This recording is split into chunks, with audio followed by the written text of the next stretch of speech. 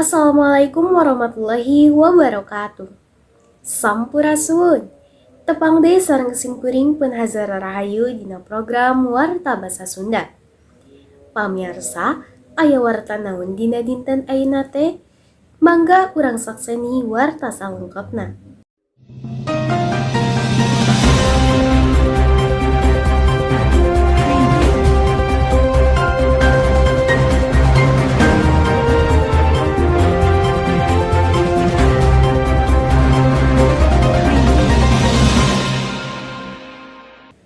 Organisasi nu aya patula patalina jeung atikan, pailmuan, katut kabudayaan Perserikatan Bangsa-Bangsa atawa leuwih dipikawano UNESCO geus nangtukeun yen tanggal 21 Februari teh mangrupa Poe Basa Indung Sadunya atawa International Mother Language Day.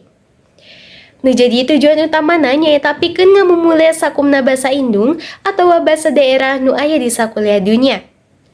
Eta hal teh payus jeung Peraturan Daerah Provinsi Jawa Barat Nomor 14 Tahun 2014 nu mangrupa parobahan tina Peraturan Daerah Provinsi Jawa Barat Nomor 5 Tahun 2003 ngeunaan miara basa, sastra, jeung aksara Sunda. Tisaprak aya katangtuan kitu, ampir sakabeh nu mibanda basa indung atawa basa daerah unggal tanggal 21 Februari masyarakatna objek ngarayakeun rupaning kagiatan minangka mieling tur ngareah-reah Poe Basa Indung teh kaasup di tatar Pasundan. Kagiatan nu diayakeun di sawatara wewengkon di tatar Pasundan kayani ngayakeun rupa-rupa pasanggiri, nyeun meme nu eusina mieling Poe Basa Indung, uar pangajak kabalarea, sangkan miara tur ngagunakeun basa indung ngaliwatan bender jeung saniskara kagiatan kasundaan sejenna. Kutarekah kitu, ti pihareup rasa urang Sunda leuwih deukeut jeung basana.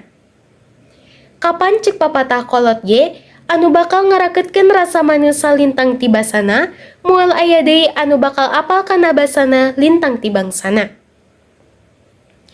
Munggaran dipielingna Poe Basa Indung nyaeta tanggal 21 Februari tahun 2000, tur saban taun ditalungti kana kalumangsungan hirup huripna basa katut budaya saalam dunya.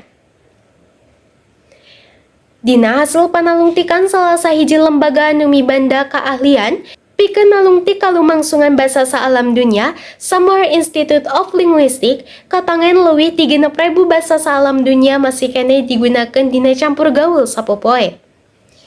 Anapun basa Sunda dina eta hasil panalungtikan ditetelakeun digunakeun keneh ku 27 juta panyatur.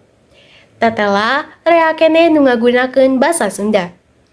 Mugia bae basa katut budaya Sunda di alam kasajagatan tetep nanjung.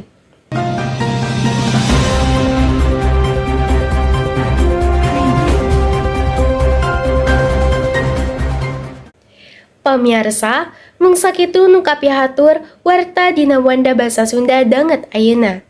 Simkuring Hazara Rahayu, amit mundur, amit mungkur. Wassalamualaikum warahmatullahi wabarakatuh.